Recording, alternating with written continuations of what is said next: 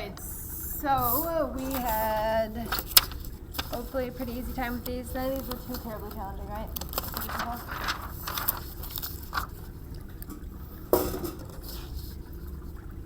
Alright, are you guys even using the table anymore, or are you just going for it? What table? The table? Alright, I'll refresh on how to use the dots. the dots for this. The dots. I'm not sure what you mean by the dots, but Dots.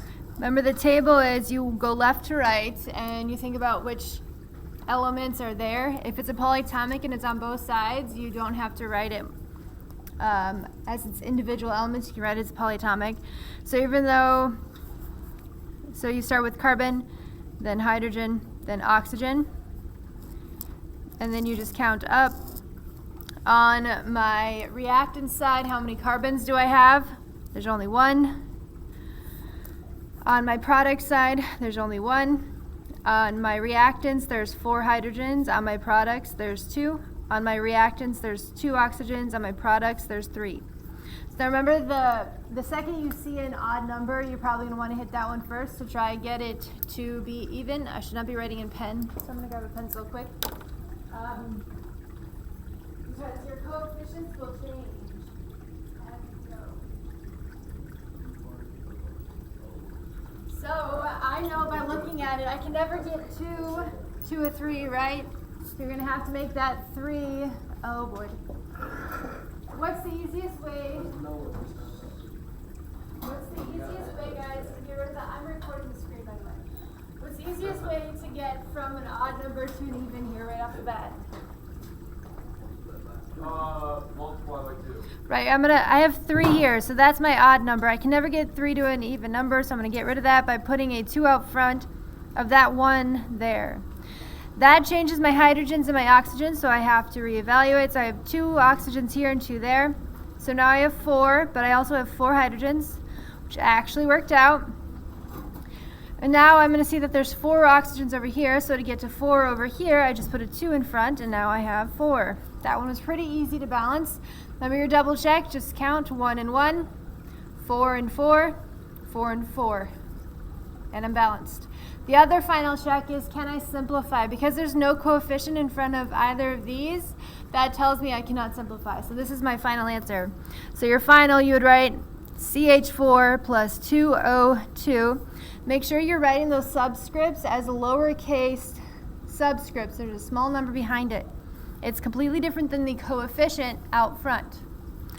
Okay, so yields CO2 plus 2H2O. This is a lowercase subscript behind the 2, so it only applies to the 2, but this coefficient applies to this entire thing. So that tells you is you have 2 H2O molecules. Remember? That means I have 2 of them. Okay? So that means I have 4 hydrogens and 2 oxygens just in that guy. All right. And if there's a 1, you don't have to write it. All right, next one. Again, if the table works best, potassium iodide. The way you can tell the I and the L apart, this font, the L is a little cursive. But remember also, look, is there anything up there that's KL? No, that wouldn't make sense. Okay, so it has to be K, capital I.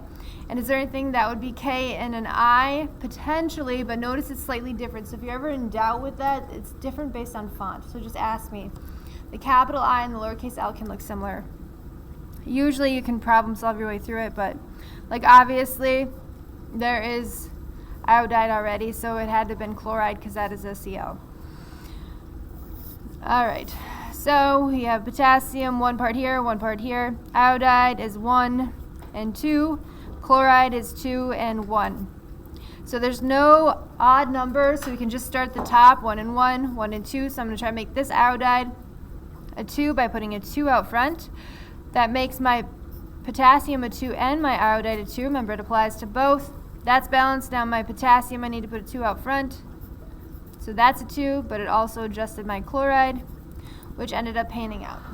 Okay, so the final there would be 2 Ki. Make sure that that 2 is capitalized, and if it's an element, the first letter, it has to be capitalized as well. Plus Cl2 yields 2KCl plus I2. Hopefully we know the actual names of these, but I'm recording this video also for Chem, who is also doing this, just learning it. All right, so we've got down here, can you keep that hydroxide together? The OH, can it stay together? No, because over here it broke up. Okay, so you're gonna have hydrogen, chloride, calcium, oxygen, and you already did hydrogen, so that's just going to be already accounted for. So hydrogen 1 and 2, so we have 3. Over here you have 2. Already you're seeing that that's your red flag. You got an odd number. Chloride is 1 and 2.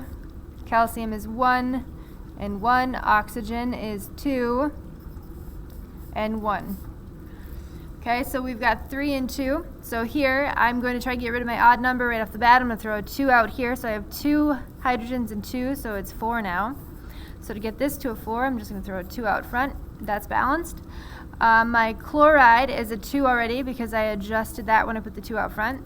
2 and 2, 1 and 1, 2 and 1. My oxygen also was affected when I did that, so now that's a 2. A lot of times it pans out, especially on the easy ones. Remember, on the more challenging ones, you can get up to like 18 or 20 or 26. You just keep going until they're balanced. All right, are there any you want me to really focus on, or should I just write the final answers for some of them? Were there any that were tricky? No, they're all pretty simple. All right, so I'm going to write the final answers for each of these down below. So this potassium phosphate should have been K3PO4 plus 3 of the hydrochloric acids, yields 3 potassium chlorides, and this is, do you guys remember the name for this acid? Is that phosphate or phosphite? This is phosphate, so if you ate it, it'd be ick, right? So this is phosphoric acid. All right, and we can tell it's an acid right off the bat. How? How do we know this and this are acids? The hydrogen's listed first. That's our indicator that those are both acids. All right, so that one's balanced. Now we come down to the next one. We get 3 calcium sulfates and 2 aluminum bromides and 3 calcium bromides and 1 aluminum sulfate.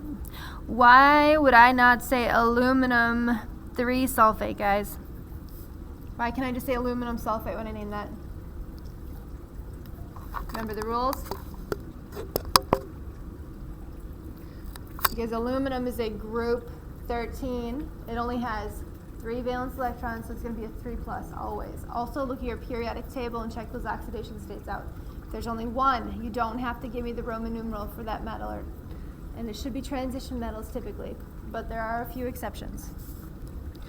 All right, down here we have magnesium nitrate, and we need 3 of them for this to be balanced. So magnesium nitrate and potassium phosphate, you need 2 of them.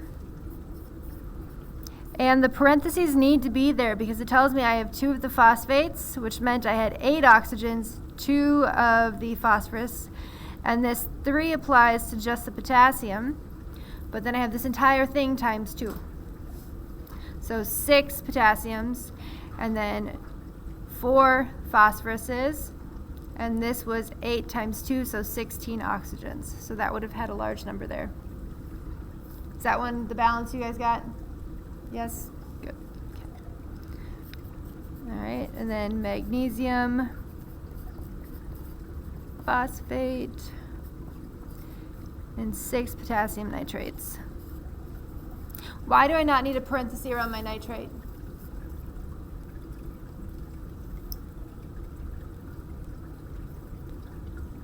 It wasn't in the formula, but there's a reason, right? Because there's only one of them. If you had needed more than one nitrate, there would have been parentheses and a subscript behind it. Okay? So at this point, I expect you guys to be able to name all of these, balance all of them, write it in word form or standard form. So I should be able to tell you these 2 things react, what's going to happen, and you will be able to predict it. And we will refresh on those types of reactions and how you can tell that they're going to happen. gonna shut this off for Ken to have this if they need it.